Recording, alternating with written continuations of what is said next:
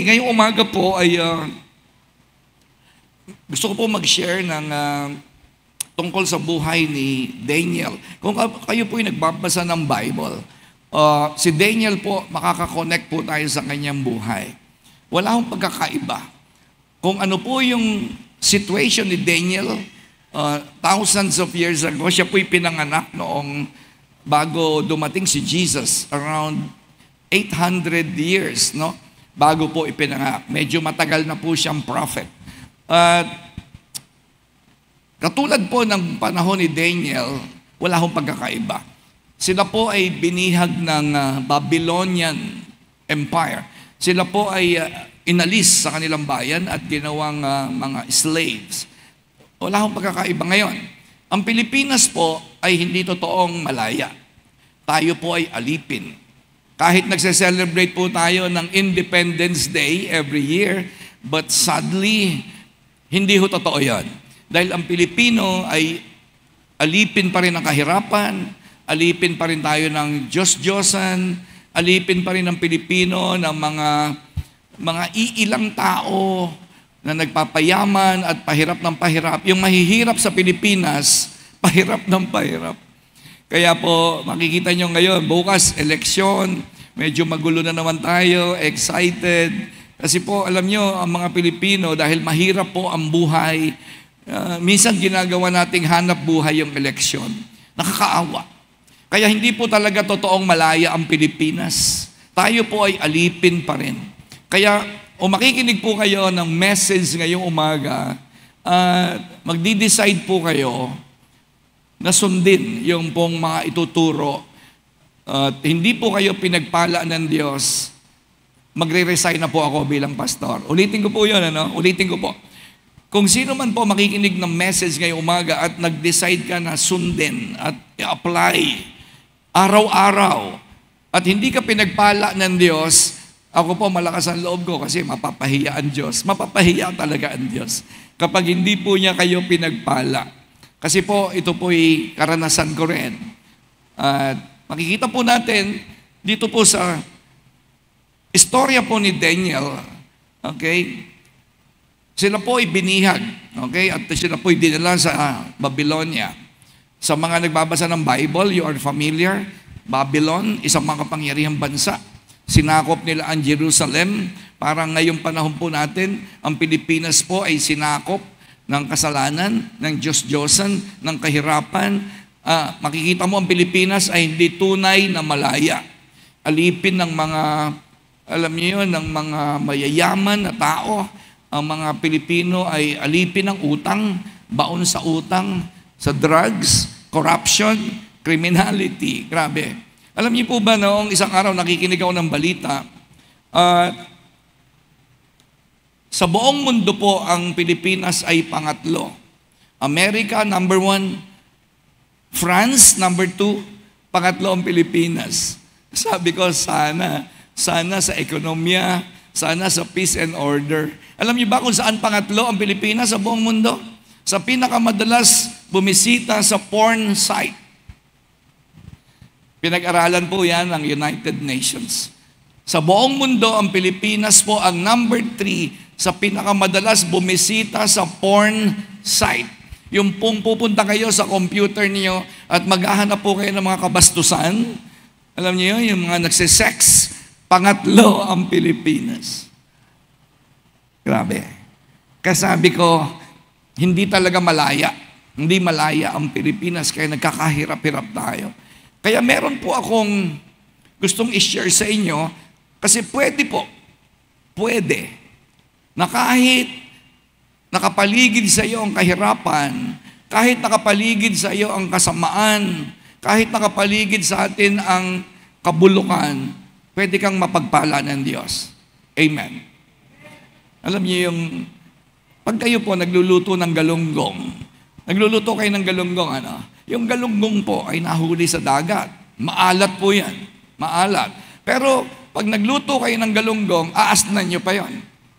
Ibig sabihin, yung galunggong na nakatira sa maalat na dagat, hindi siya nagiging maalat. Kasi pag niluto mo yan, lalagyan mo pa ng asin. Ibig sabihin, kahit ako, na nakatira dito sa Navotas, na punong-puno ng masasamang tao. Nakatira ako sa Pilipinas na ang mga tao ay mga puro pera, pera, pera. Ang mga tao rito ay walang pakialam sa kapwa, hindi sumusunod sa Diyos. Pwede akong mamukod tangi. Amen. Pwede, ikaw. Kahit sa mga estudyante. Alam niyo ba, itong mga high school na to, college, karamihan sa kaklase nila, hindi na virgin yan, yung mga babae. Naninigarilyo, nagpo-pornography, nagda-drugs, nagpa-fraternity, nagmumura, nagsisinungaling.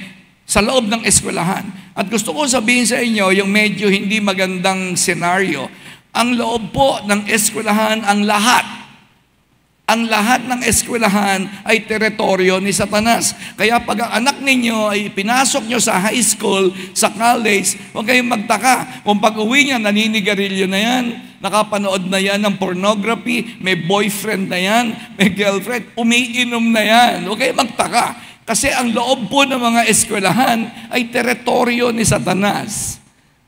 Kaya lang sinasabi ko nga po sa inyo, katulad ni Daniel, kung matututo tayo sa buhay ni Daniel, pwede po kayong mamukod tangi. Kahit ang mga kaklase, kaopisina ninyo ay nagsasyabu, naninigarilyo, umiinom, nakikipag-sex sa hindi nila asawa, nagmumura, pwede kayong mamukod tangi. Hello? Katulad ng galunggong na kahit nahuli sa dagat, hindi po siya nahawa sa alat ng tubig. In the same way, ganun po si Daniel. Alright? Kaya mo, ito po yung gusto kong pag-usapan natin, yung 4 qualities that God blesses. May 4 na katangian na hinahanap ang Diyos sa gusto niyang pagpalain. 4 sa buhay ni Daniel. Si Daniel po, galing ng Israel, dinala po sa malayong lugar ng Babylonia. At alam niyo ginawa sa kanya? Tinuruan siya ng bagong lengguwahe. Tinuruan siya ng bagong pagkain. Tinuruan siya ng bagong habits. Tinuruan po siya ng mga bagong gagawin po niya, bagong religion, and even bagong pangalan. Sa mga nagbabasa ng Bible, alam niyo yung sinasabi ko. Lahat bago. Oy, Daniel, wala ka na sa bayan mo. Nandito ka na sa Babylonia. Bago na ang pangalan mo, bago na ang pagkain mo, bago na religion mo, bago na habits mo, alright? Bago na ang kultura mo. Pero ano po nangyari? Hindi po nagbago si Daniel. Siya po ay naging kalugod-lugod pa rin sa Diyos. Possible? Yes. Posible ba na ikaw ay mamukod tangi sa panahong ito na ang mga tao ay hindi na naniniwala sa Diyos, kahit nagsisimba pero hindi naniniwala sa Diyos? Posible ba yun? Na ikaw ay matuwa ang Diyos sa iyo? Yes. Kaya lang, may hinahanap po siya na 4 na katangian. Sino rito ang gusto mo na kahit hirap na hirap ang Pilipinas, ikaw pinagpapala? 2 lang. O sige, yung mga gusto maghirap, welcome sa impyerno. Right? Kung gusto nyo mapagpala, tingnan mo kung meron ka nitong 4 na katangian. Hello, nandiyan pa po ba kayo? 4 ha. Kung wala ka nito, kailangan i-develop natin. Dahil po, pahirap ng pahirap ang buhay, mga kapatid. Hindi ho papaganda ang buhay, papahirap. Pero pwede pong habang naghihirap sila, tayo po ipinagpapala. Ano yung 4 na katangian? Alright? Number 1, integrity. Sabihin nga natin sabay-sabay, integrity. Ang ibig sabihin po ng integrity ay yung pag dinaan ka sa pressure, hindi ka bibigay. Yan po ibig sabihin nun. Halimbawa, yung bakal.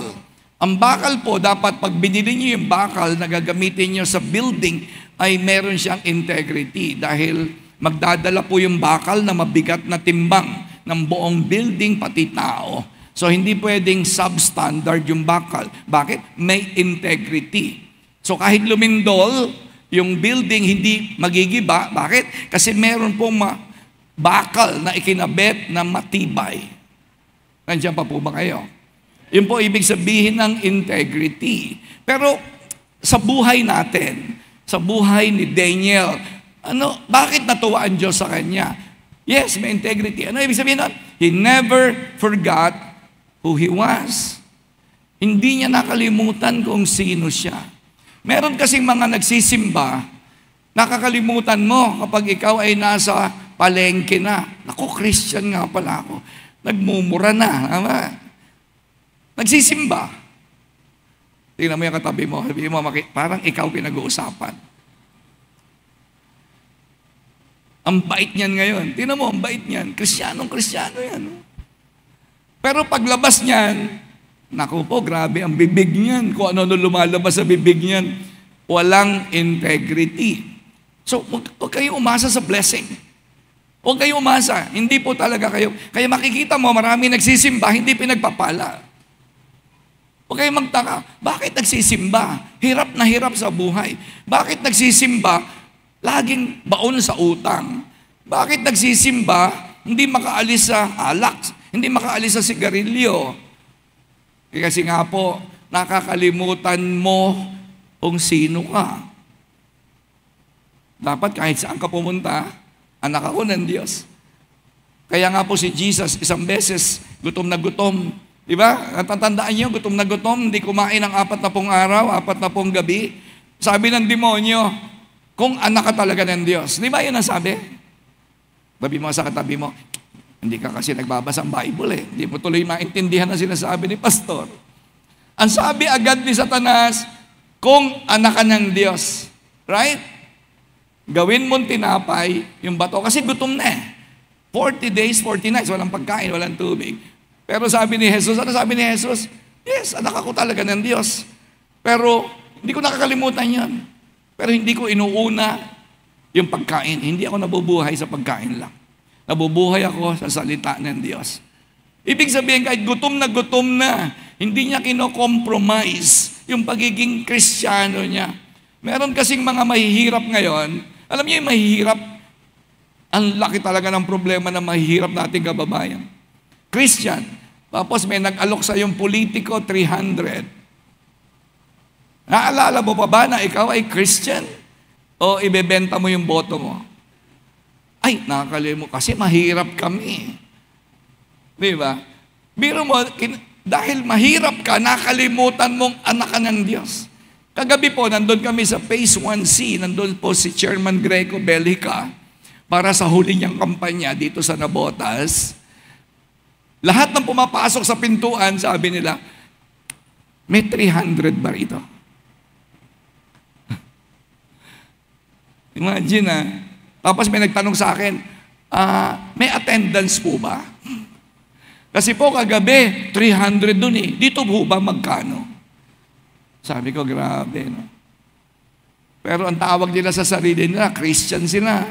Kasi Katoliko po sila eh. Katoliko yun, most probably. Nakakalimutan natin na ikaw ay anak ng Diyos, na kahit gutom na gutom ka, hindi ka nabubuhay sa pera lamang, kundi sa bawat salita ng Diyos. Diyan pa lang sa number 1, bagsak na marami dyan. Number 1 pa lang, bagsak ka na. Hello, nandiyan pa po ba kayo? Ang sabi po ng Romans chapter 12 verse 2, ang sabi po ng Bible ganito, do not conform yourselves to the standard of this world. Huwag kayong umayon sa takbo ng kapitbahay mo. Huwag kang umayon sa takbo ng isip ng kaklase mo, ng kaopisina mo. Iba takbo ng utak niyan. Hindi niya naintindihan ang isip ng Diyos. Ikaw, nagsisimba ka. Nagsisimba ka. Eh, yung mga kaopisina mo, kapitbahay mo, dabarkads mo, hindi naman nagsisimba yan eh. Kaya huwag kang umayon sa kanilang mga paniniwala, sa kanilang katwiran, and their way of life. Hindi ka pagpapalain ng Diyos. Kasi sila sanay sa ganyan. Alam niyo ba kung bakit gusto ng mga binoboto ninyo? Kasi bukas botohan na, no, mga kapatid. Alright? Alam niyo ba kung bakit gusto ng mga binoboto nyo na laging mahirap ang Pilipinas? Hindi nila gustong umasenso kayo. Kasi pag mahirap ka, kayang-kaya kang bilhin. Ba't ka nagbebenta ng boto? Mahirap ang buhay. Pero ano sabi ng Bible? Kahit mahirap ang buhay ko, anak ako ng Diyos. Hindi ito pang matagalan. Sandali lang ako mahirap. Hello? Alam mo nga sa katabi mo, magkano na ba naipon mo? Grabe, lahat ng rally, pinuntahan mo na. Ginawa mo ng hanap buhay ang eleksyon. Kaya pag upo ng binoto mo, yung pag upo ng binoto mo, nanakawin ulit yung pera na para sa atin, alright? At pahirap tayo ng pahirap ng pahirap. Ayaw nilang umasenso ka.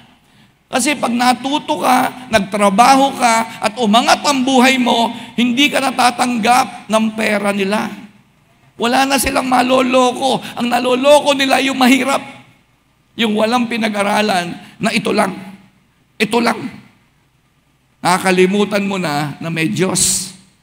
Kaya ngayon, ang Diyos mo na, si Senator, ang Diyos mo na, si Mayor, ang Diyos mo na, ito na ang Diyos mo. Si Daniel, hindi. Sabi ni Daniel, hindi ako kakain yung pagkain niya. Ayoko niya, dudumego dyan. Tingnan niyo, sabi ng Daniel chapter 1 verse 8. Ano sabi ng Daniel chapter 1 verse 8? Nasa una yun? Nasa una. Alright? Daniel resolved not to defile himself with the royal food and wine. And he asked the chief official for permission not to defile himself this way. Sabi po ni Daniel, ang sarap ng pagkain nyo, pero hindi ko kakainin yan. Kasi dudume ko dyan. Kasi hindi ko alam kung ano yung pagkain. Alright, mga kapatid, hindi ko alam bakit niya tinanggihan yung pagkain. Pero isa lang ang alam ko. Alam ni Daniel, ayaw ng Diyos yun. Ikaw ba alam mo kung ano yung ayaw ng Diyos? Seryoso ba kayo? Ewan ko, hindi ko alam.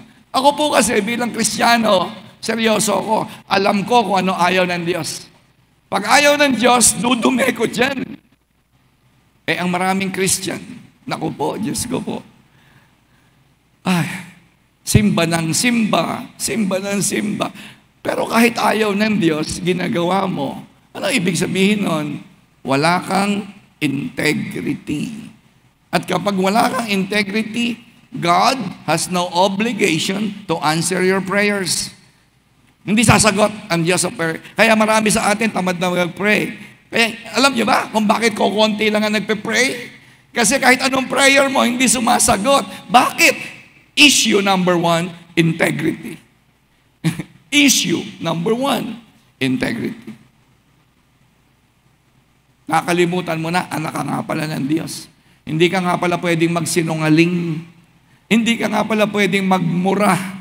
Hindi ka nga pala pwedeng makipagbakbakan ng away at pumatol sa mga kagalit mo. Kaya nga sabi balikan ko yung Romans chapter 12, do not conform yourselves to the standards of this world, but let God transform you inwardly, metamorphosis by a complete change of your mind. Then you will be able to know the will of God. Mga kapatid, listen. Sa iksi ng buhay na to, alam nyo, sa iksi ng buhay mo, kahit 20 years old ka lang, alright? Huwag ka mainip. Ilang tulog lang, matanda ka na. Huwag ka mainip, alright? Ang iksi. Sobrang bilis. Sa iksi ng buhay na ito, isa lang ang gusto kong maintindihan. What is the will of God in my life? Kapag nabuhay ka ng 30 years that you are not aware and you don't have any idea what the will of God for your life, then you are in trouble. Ang laki ng problema mo. Hindi mo alam ano ang will of God. Paano mo malalaman? Sumasansaw ka. Paano mo malalaman? Paano sasabihin ng Diyos sa'yo? Sa palagay niyo, si Rudy, sabi ni Lord sa akin, ito gusto kong mangyari. Sa palagay niyo, sasabihin sa akin ni Lord kung ano plano niya. Alam ng Panginoon, ako ay walang integrity. Na ako'y nabubuhay sa tinapay lang, ako'y nabubuhay sa pera, ako'y nabubuhay sa pagsisinungaling, ako'y nabubuhay sa mga gawain nitong mundong ito. Kapatid, huwag mong payagan. Please, please. Huwag niyong payagan na hindi mo alam ang kalooban ng Diyos. Kawawa ka. Kawawa ang anak mo. Kawawa magiging apo mo. Pero ang susi doon ay integrity. Sabihin mo nga, integrity. Don't forget who you are. Huwag mong kalimutan, Christian ka. Huwag mong kalimutan, pasimba-simba ka lang. Hindi, may relasyon ka sa Diyos. Number two, ito po, malaking problema rin to sa mga Christian. Discipline. Sabihin natin, discipline. May nagtanong sa akin, kahapon po nasa Tarlac ako, nagtuturo ako sa Tarlac. May nagtanong sa akin, Pastor, hindi ba 35 years ka na born again? Opo. Paano ginawa mo? Paano mo na-maintain yung buhay? Of course, hindi po ako perfect, Hindi po ako perfect, Pero ang masasabi ko lang po sa iyo, wala akong alam na kasalanan na sinasadya ko. Yun lang alam ko, no? Yun lang ang alam ko. Wala po akong kasalanan na sinasadya ko. Pero hindi po ako perfect. Kakamali pa rin. Sabi niya sa akin, Pastor, ano ginawa mo? Kasi alam niyo, di ba, nagpe-pray, nagbabasa Bible, nagsisimba, meron nagdi-disciple sa akin. Alam niyo yon, lahat yon, itapon niyo na sa basurahan yon kung wala kang discipline. Kaya iba sa inyo, basa ng Bible. Ba't wala nangyayari? Kaya tinatamad ka na tama? Sino sa inyo, ayaw nyo na mag-pray, ayaw nyo na magbasa ng Bible? Bakit? Wala naman nangyayari. Tama, walang mangyayari. Bakit? Wala ka kasi disiplina. Alam mo yung disiplina? Kinokontrol mo yung katawan mo, yung bibig mo, yung mata mo, yung tenga mo, yung kamay mo, yung puso mo, yung utak mo. Ito po'y tungkol sa katawan. Discipline is not about your spirit. It's about your body. Sino rito walang katawan? Bakit ka ba nagkakasala? Dahil sa katawan na yan. Dahil sa mata na yan. Dahil sa bibig na yan. Dahil sa kamay na yan. Kaya ka nagkakasala. Hindi ka naman nagkakasala sa kaluluwa Hindi ka naman nagkakasala sa espiritu mo Ano sabi ng Romans chapter 6:13? Basahin natin, okay mga kapatid? Basahin. Do not let any part of your body become an instrument of evil to serve sin. Huwag niyong payagan na anumang bahagi ng katawan mo ay maging gamit ng kasamaan. Itong bibig ko po na ito, disiplinado to. Sabi ko sa bibig ko, hindi ka pwedeng magmura. Ang tawag doon, discipline. 35 years na po ako hindi nagmumura. Praise the Lord. Pero hindi nakukuha yan sa prayer. Sino sa inyo, sabi mo, Panginoon, ayoko na po magmura. Ano sabi ni Lord? Ay, hindi ko magagawa yan. Disiplinahin mo sarili mo. Nandiyan ang Bible, magbasa ka. Mag-pray ka sa Diyos, tama yun. Magsimba ka. Umattend ka ng cell group para matulungan ka na madisiplina sarili mo. Wala kang leader, paano ka magkakaroon ng disiplina? Sino rito, nagsisimba ka lang tuwing linggo, wala kang cell group, hindi ka umaattend sa gawain ng dulos? Sorry po. Sorry po. Hindi kayo matututo ng disiplina. Sorry. Kaya kahit anong simba mo, hindi magbabago buhay mo. Kahit anong basa mo ng Bible, hindi niyo ba napapansin? Ano ka ba naman? Bulag ka ba? Hindi mo ba napapansin na kahit anong simba mo, nagmumura ka pa rin, nanonood ka pa rin ng pornography, umiinom ka pa rin, naninigarilyo ka pa rin, mainitin pa rin ang ulo mo. Hindi mo ba napapansin yun? Kasi nga po, nagsisimba ka lang. Hindi mo kaya na magdisiplina ng ikaw mag-isa. Kaya sabi ko sa mata ko, hoy mata, hindi ka titingin sa dibdib ng babae. Yes, yun ang sabi ko sa mata ko. 35 years. Asawa ko lang tinitigan ko. Asawa ko lang tinitigan. Yung pagnanasa ng mata ko, kay Angie lang yon. Mga lola, huwag kayong mag-alala. Hindi ko kayo pagnanasaan. Mga lola. Kaya yung mga teenager dito, Kayong mga teenager, okay, magsusuot na nakalabas ang pusod kasi may mga tao sa simbahan na yung mata hindi disiplinado. Nakita pa yung dumi ng pusod mo, si sister madumi pusod. Paano mo nalaman? Ay, sorry po, pastor. Nakita ko lang po yung pusod ng kalabas. Ay, yung underwear, kulay pink, paano mo nalaman? Kaya mga girls, kung pwede, pag pupunta kayo sa church, magdamit kayo ng medyo, huwag yung pamburakay. Huwag naman pang debut. Grabe naman, baka naman pumapasok ka dito, naka-long gown ka. No? Uy, meron pala ditong sa agalahan. Hindi naman po sa agalahan. Magsuot lang po kayo ng medyo maayos. Alright? Sabi mo sa katabi mo, yan, very good yan, ganyan. Kasi kahit nasa loob kayo ng simbahan, may mga demonyo po rito. Hello? Sabi niya, simbahan may demonyo. Basahin niyo Bible niyo. Saan ba lagi nagpapalayas ng demonyo si Jesus? Sa sinagoga. Doon siya lagi nagpapalayas ng demonyo. Sabi mo sa katabi mo, lumayas ka sa tabi ko. Alright. Do not let any part of your body become an instrument to evil. Ayoko rin na ako'y maging dahilan ng pagkakasala ng iba. Kasi pag ako nakita niyong uminom ng beer, magkakasala kayo. Ako, hindi ako nagkakasala nun pag uminom ako. Kasi di pa ako naglalasing.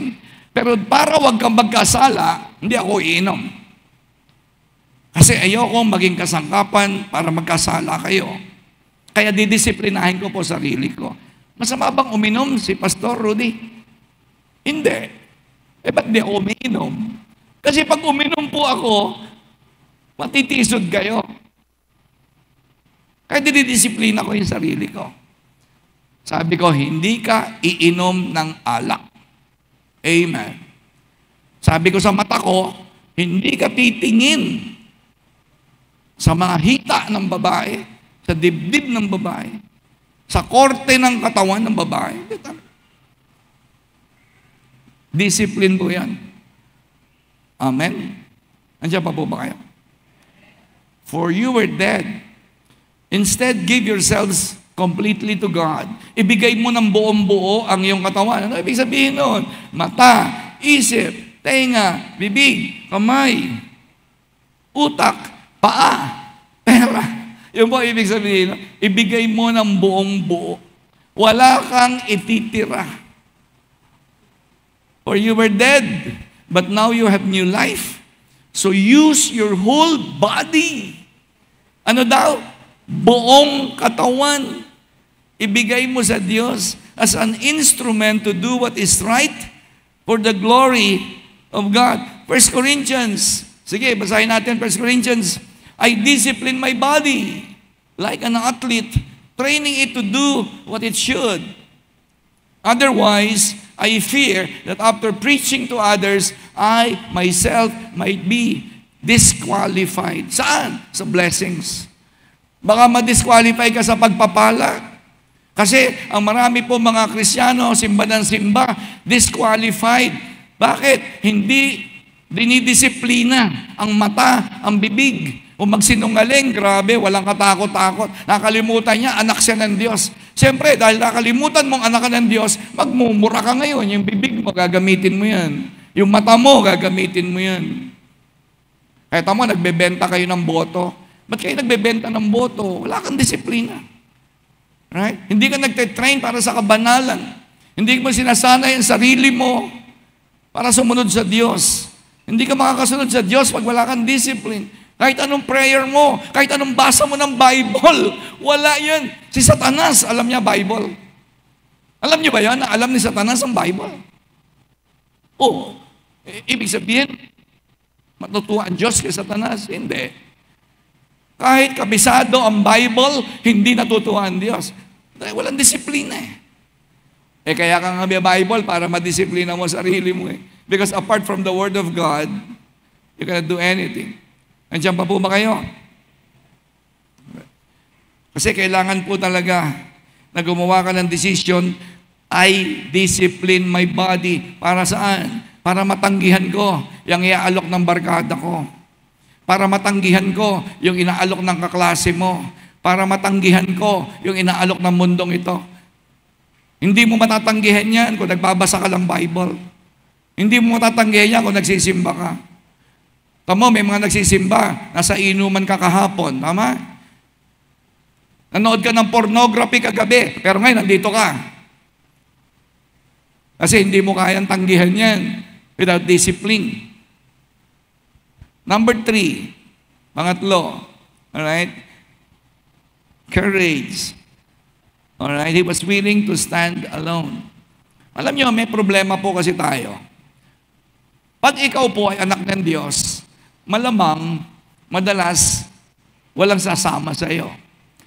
Halimbawa, yung pamilya mo ay linggo, gusto niya magbakasyon kayo, Sunday. Wala kang tapang na tanggihan yan. Hindi po tapang yan na away, suntukan. No, yan po'y tapang ng pananampalataya. Kaya kita mo, maraming born-again Christian, nakakalimutan nila na sila'y anak ng Diyos. Alright? Walang disiplina. Kaya pag linggo, walang tapang. Sabi ng pamilya, magbe-beach tayo.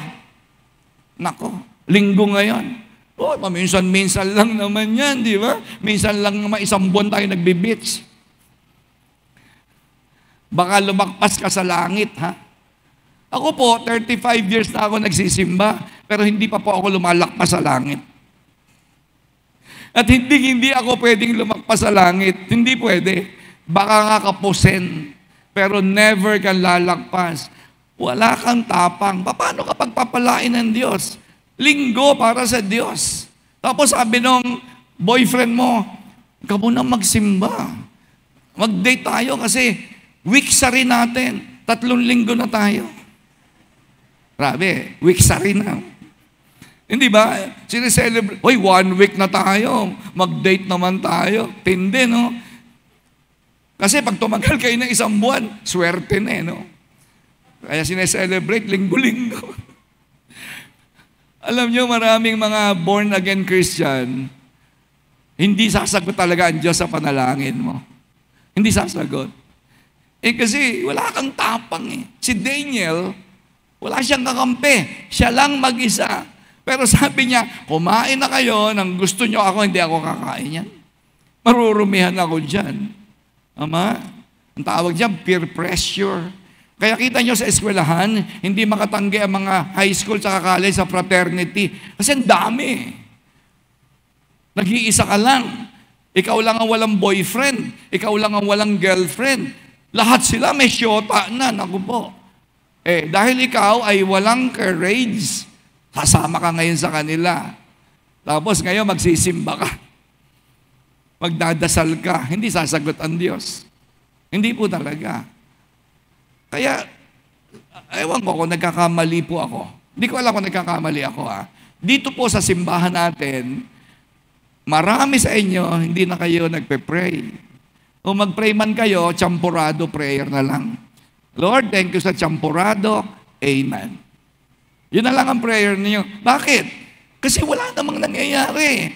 Ang dami mong prayer, hindi sumasagot ang Diyos. Paano nga sasagot ang Diyos? Duwag ka nga eh. Duwag ka nga sa pananampalataya eh. Hindi mo nga maipaglaban yung pagiging anak mo ng Diyos. Paano ka i-bless? Pag sinabi ng kaibigan, pamilya, huwag kang mag-church. Hindi ka mag-church. Kahit alam mo yun, na dapat nasa bahay ka ng Diyos pag linggo. Sinabi po yan eh. Diba? 10 Commandments yan, kapatid. Isinama yan sa 10 Commandments. Ibig sabihin, importante sa Diyos. Kaya pag importante sa Diyos, importante sa akin. Kahit ano pa sabihin nyo, magalit na kayo sa akin. Sabi ko doon sa pamilya ko, pag birthday nyo, hindi ako pupunta. Pag tinapat nyo ng linggo yan, magalit na kayo sa akin. Totoo yun. Kaya yung nanay ko po, sabi sa mga kapatid ko, si pastor, huwag niyong iimbitahin ng linggo yan. Hindi yan pupunta kahit birthday ko, sabi ng nanay ko. Kung gusto niyo makasama si pastor, huwag niyong gagawin ng linggo ang handaan. Alam nila yun. Bahala sila kung magalit sila sa akin. Kasi gusto ko po, makuha ko yung pagpapala ng Diyos. Hindi yung matuwa yung kapatid ko. Ano ngayon kung matuwa asawa ko, kapatid ko, nanay ko, hindi naman natuwa ang Diyos. Walang integrity, walang disiplina, walang courage. Kaya kahit magsimba ka na magsimba, hindi ka na magpe-pray, tatamarin ka na magsimba, kasi napapansin mo, kahit anong simba ko, walang nangyayari. Kasi nga may problem ka sa integrity, may problem ka sa discipline, may problem ka dyan sa courage. Andiyan pa po ba kayo? Ang sabi po ng 1 Corinthians chapter 16, verse 13, sabi po ng Bible, stand firm in the faith. Nagse-sex kayo. Bahala kayo. Ako, hindi ako makikipag-sex sa hindi ko asawa. Mag-pornography na kayo. Sige. Ako, hindi ako magpo-pornography. Huwag kayo magsimba. Ako, magsisimba ako. Kahit ako lang mag-isa. Huwag kayo magbasa ng Bible. Bahala ka. Ako, magbabasa ako ng Bible. Alam niyo po, dito sa Pilipinas, kaya po tayo naghihirap. Dahil hindi po tayo marunong manindigan sa ating pananampalataya. Yun po totoo talaga. Kaya tayo, kahit sino, binoboto natin, tama? Yung uupo na naman, magnanakaw na naman yan, tapos tayo, boto tayo ng boto. Grabe. Kasi nga, hindi tayo nabubuhay sa pananampalataya. Grabe yung nadidinig ko mga pangako nila. Oh. Pag binoto nyo ko, ito gagawin ko. Sabi ko, lokohin mo, lelong mong panot. Hindi mo makukuha ang boto ko. Yung boto ko, na kaisa-isa, ay makapangyarihan. Hindi ko yan sasayangin sa'yo. Alam niyo ba, may mga tumatakbo sa Senado na alam ko ang bahay ng kabit niya. Alam ko bahay ng kabit niya. Senador, tumatakbo ngayon yun. Babalik na naman siya, babalik siya sa Senado. Grabe. Alam ko kung saan nakatira yung kabit niya. Alam ko address, alam ko bahay. Alam ko kung saan nag-aaral ang anak niya. Sa Europe, yung mga anak niya sa kabit niya. Sabi ko, grabe itong mga taong ito. Kapag eleksyon, lahat na magaganda, sasabihin sa inyo, kayo naman. Di ba? Isang araw, makapangyarihan ka, bukas. Bukas po, makapangyarihan kayo. Isang araw lang yun. Pag binoto nyo yung mga manlolokot magnanakaw na yan, 3 taon kayong alila nila. 3 taon. Magkakaloko-loko na naman ang buhay natin. Ako, iwanan ko lang, blanco yan. Hindi nila mapapakinabangan ang boto ko. Isa na lang, si Kibuloy. Ay, hindi ko pala boboto yan. Joke lang yan, hindi ko boboto yan. Alright. Stand firm in the faith. Be courageous. Be strong. Kahit lahat ng barkada mo against na sa iyo, stand firm. Kahit yung pamilya mo galit na sa iyo dahil magsisimba ka ng linggo, hindi ka sasama sa beach, okay lang. Stand firm. Kasi pagpapalain ka ng Diyos. Huwag kang matakot sa tao. Huwag kang matakot sa asawa. Huwag kang matakot sa nanay mo. Lalo na kung kayo naman hindi na minor. Siyempre kung minor, okay. Wala tayong magagawa dyan. 17 years old, pababa. Pag sinabi ng nanay mo, magbibits tayo. Sumama ka sa nanay, huwag kang magsimba. Okay lang po yun. Bakit? Kasi minor. Kasi yung magulang po ang meron pa pong kapangyarihan over his life. Kaya wala tayong problema doon. Pero kapatid, 3 na anak mo. 12 na apo mo. Takot ka pa rin sa asawa mo. Sabi ng asawa mo, hindi tayo magsisimba, dami mong labada. Diyos ko, sabi, ay ang tapang ng asawa. Di ba yung lalaki, sinigawan? Hindi tayo magsisimba, dami labada. Sumigaw din yung lalaki. Ano unahin ko, puti o de color? Sabi, tapang ng lalaki, parang si Doming. Napapansin niyo po ba? Pag nag-post ako, si Pastor Rudy, pag nag-post ako sa Facebook, ang magla-like mga 100, 120. Pag nag-post ako tungkol sa church, 100, 120. Pero mag-post ka ng meron ditong ayuda. Naku, 1,000,000 agad yan. Sunog yung computer. May ayuda rito, pumunta kayo. Diyos ko po. Halimbawa, nag-post po yung mga artista. 100,000 yan. 100,000. O na rin, nakita mo sa social media, ay, itong singer na ito, naku po, na-murder na manicurista niya yung hinlalaki. 250,000 ang likes niyan. Yung mga walang kakwenta-kwenta. Pero mag-post ka tungkol sa church, tungkol sa Diyos, tungkol sa... Ay, Diyos ko po, lalangawin ka. Bakit? Kukunti na lang talaga po ngayon ang katulad ni Daniel. Kukunti lang yan. Alam niyo ba dito sa church natin, ang tumutulong po rito sa pera ay wala pang kalahati. Alam niyo ba yun? Of course, alam niyo rin na hindi pinipilit dito na mag-ikapu kayo. Ha? Malinaw ha?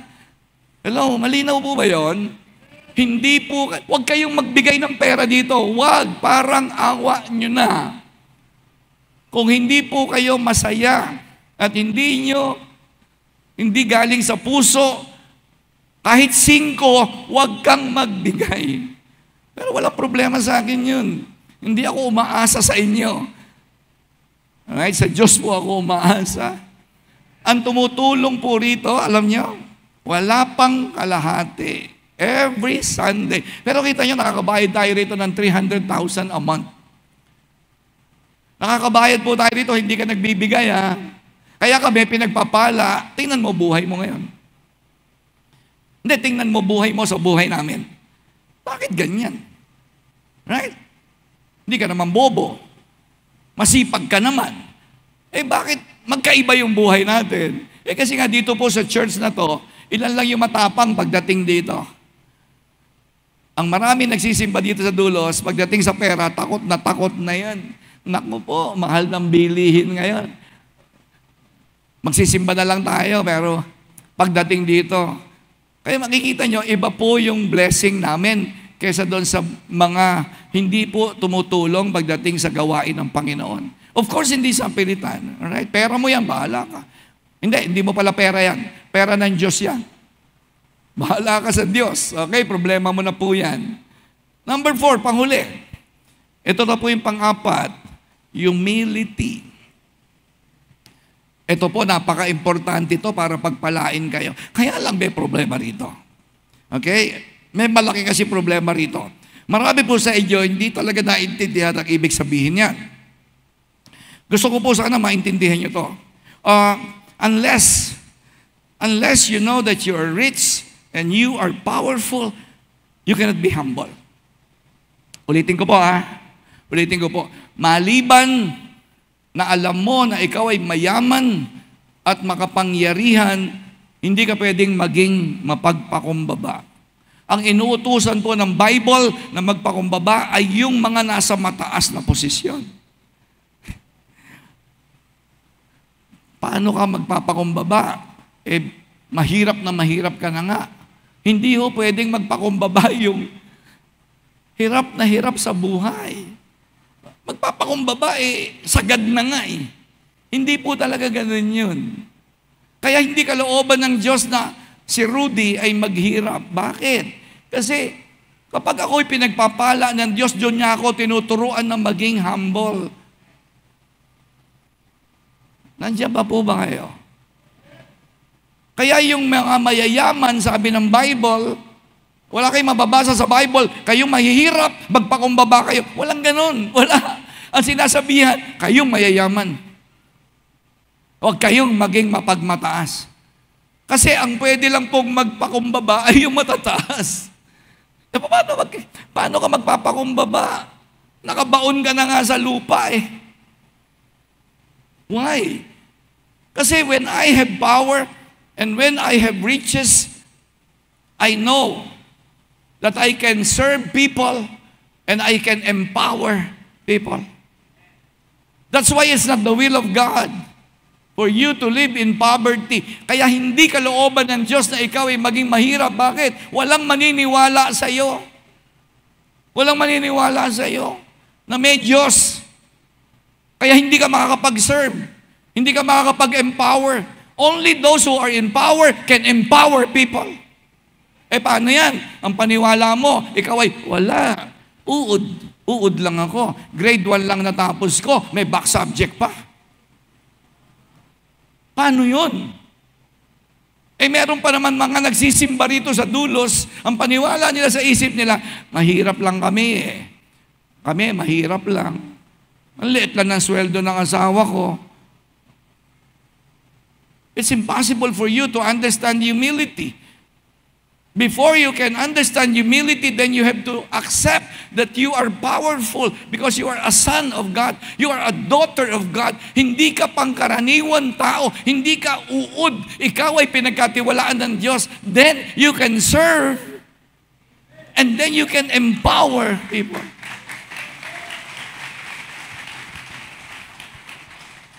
Kaya yung mga senador natin, hindi lahat yan mayayabang yan. Yung mga congressman, hindi lahat ang yayabang yan. Ang pera hindi nila ginagamit para ma-empower ang tao. Hindi nila ginagamit para mag-serve. Ginagamit nila ang pera at kapangyarihan para sa sarili nila. Kaya hindi papasok sa langit yan. Kaya sabi ng Panginoong Jesus, mas madali pang pumasok sa langit sa butas ng karayom, ang kamelyo, kaysa sa mayayaman. Bakit? Mayayabang. Nabasa niyo ba yung sinabi ni Jesus? Mas madali pang pumasok sa butas ng karayom ang mga mayayaman kasi mayayabang. Kesa sa mayaman pumasok sa langit. Why? Kasi may kapangyarihan sila, may pera nila. Ano ginawa nila? Hindi nila tinulungan ng tao na umangat sa buhay. Kaya kawawa yung mga senador na binoboto nyo. Binoto mo yung mayayabang. Ilang taon na yan nakaupo. Ano nagawa nila sa bayan? Umangat ba ang Pilipinas? 15 taon ng senador. Sila lang ang yumaman. Ang mga tiganabotas mahirap. Lagi nakaganyan. Lagi naghihingi ang naganabotas. Ewan ko sa inyo. Kaya nga, sabi mo nga sa katabi mo, nanggigigil na si pastor, huwag ka matulog. Ay, Diyos ko po, sumasabog na yung laway ko. Kaya nga si Chairman Greco Bellica nga Alam mo, kahit konti, pag pinagpala siya ng Diyos at manalo siya bukas, kahit konti, makakaramdam tayo ng ginawa. At pag tumagal pa siya, lalong ginawa. Totoo po yun, hindi po yan politiko. Kristiyano po yun, anak ng Diyos yun, si Greco. Kahit po dito si Konsehal Richard, siya po ay konektado kay Senator Bongo. Kaibigan po siya ni Senator Bongo at ni Chairman. Kaya ang pangako po nila, pag naupo po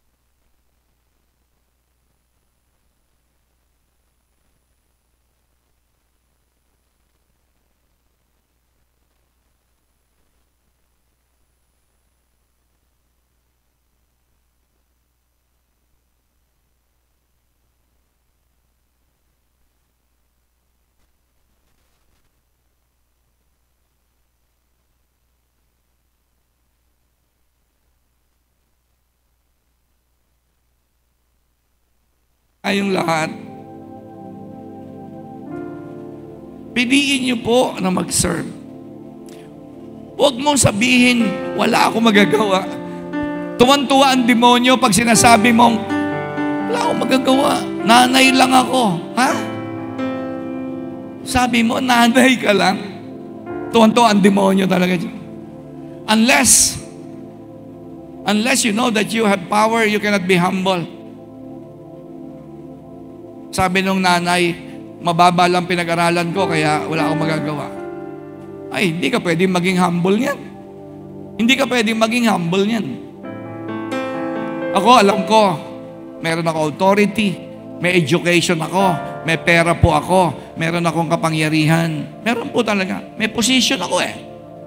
But I chose to use my power to empower. I chose to use my power to serve. Naglilingkod ang mga makapangyarihan ay naglilingkod. Hindi na magagawa yan ng mayayabang. Hindi nagagawa ng mayabang yan. Ang mga mayayabang gusto niya, dumami pa pera niya para may maipagyabang pa siya lalo. Para kapag siya ay nandun na naman siya sa mataas na lugar, ang mga tiga-nabotas nakatingala na naman sa kanya at namamalimos. Sir, pambili ng gamot. Sir, pambayad sa ospital. Grabe, kawawa talaga. Kawawa. Kasi you don't know that you have power. Hindi mo kasi alam eh. Anak ka ng Diyos eh. Hindi mo kasi alam yun. Kaya ngayon, ikaw ay nabubuhay sa pera na lang. Umaasa ka na lang sa pera. Kaya hindi ka aangat. Bakit hindi ka aangat? Eh, ang pera, nagpapababa po yan ng dignidad.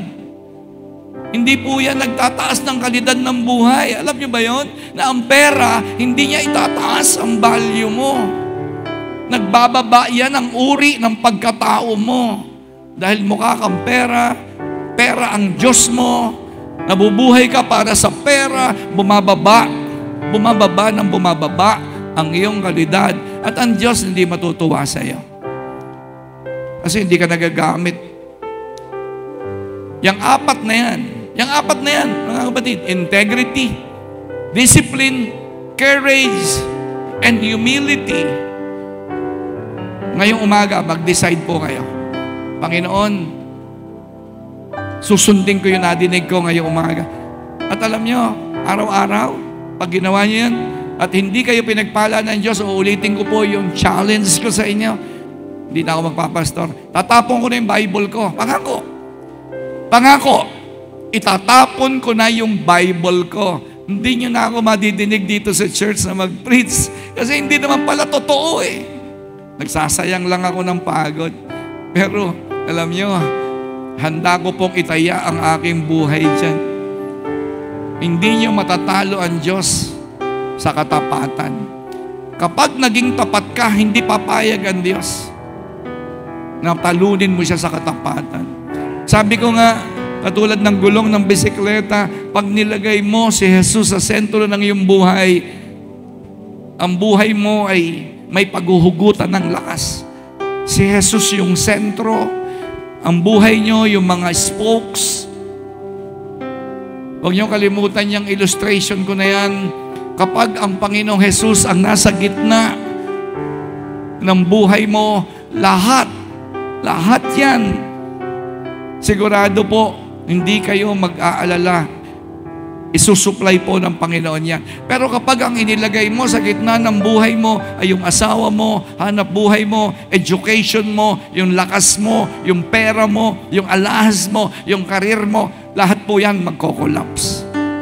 Magko-collapse talaga yan. Kaya tingnan nyo dito sa Pilipinas, collapse tayo. Kasi walang ganong maraming Daniel. Walang maraming Daniel. Kaya ang Pilipinas nagko-collapse. Alila tayo. Alila tayo ng mga may kapangyarihan sa politika. Alila tayo ng mga nasa Senado. Alila tayo na nasa Congress. Alila tayo na sa City Hall. Di ba? Pupunta ka sa City Hall, ang susungit ng mga empleyado. Ang tingin niya sa iyo, lalo na mahirap.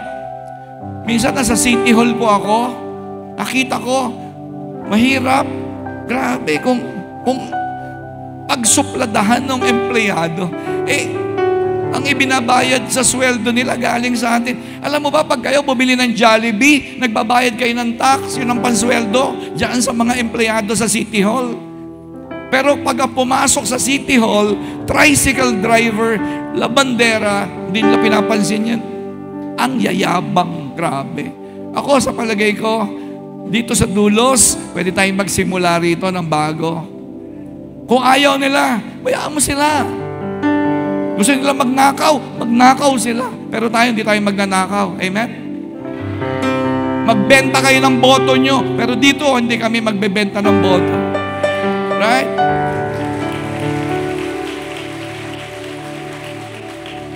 Para pag tumingin ang Diyos, mula sa langit, nakaupo ang Diyos. Siya pa rin ay hari. Kahit parang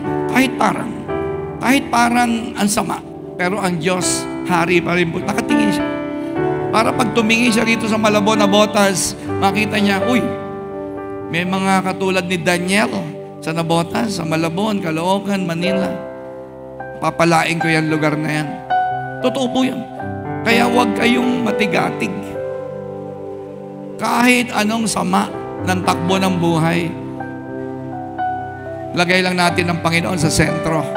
Huwag tayong titigil, huwag tayong susuko, huwag tayong malulupay-pay.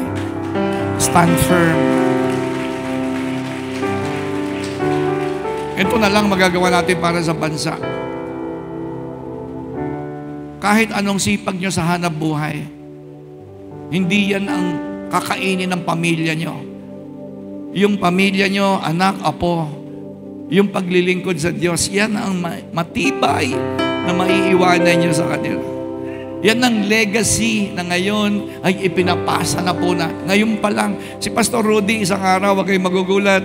Ako po, mamamatay po ako. No? Kasi sa edad ko po na to. Sa edad ko po na to, konti na lang. Pero, wag kang pakasigurado, baka mauna ka pa. Alright. Ako po, sinisiguro ko, bago ako mamatay, meron akong iiwang legacy. Hindi pag namatay na ako, no? Kasi ang legacy, hindi po yung pinamamana. Pinapasa yan habang buhay. Kaya ako, ganito po ako ngayon. Kasi gusto ko, pag dumating na yung time, mababalitaan nyo, naku, si Pastor Rudy. Diba? Namatay na. Diba? Para nadinig ko pa siya noong isang araw. Diba? Sabi niya, wala siyang sakit, ba't namatay? Hindi, totoo po yun. Isang araw, uunin ako ni Lord. Pero, alam niyo, gusto ko po talaga maiwan dito sa Tigadulos na kahit nag-iisa lang tayo o konti lang tayo, pwede tayong gamitin ng Diyos sa pagbabago ng susunod na generation.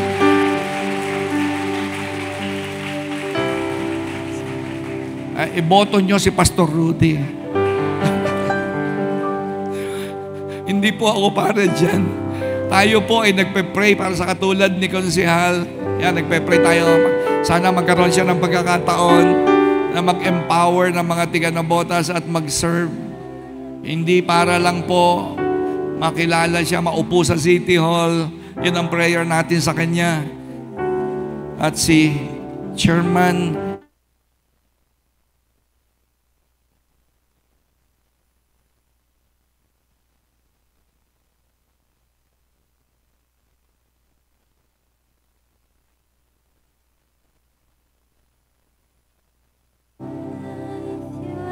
mula sa araw na ito, sa tulong mo, gusto ko makatulad ni Daniel. May integrity, may discipline, may courage, at may humility. At alam ko, mula sa langit, makikita mo po ang Malabon na Botas, ang Pilipinas, mapapansin mo dahil dito sa Dulos ay may mga kamukha ni Daniel. Salamat po, Panginoon. For your glory. In Jesus' name we pray.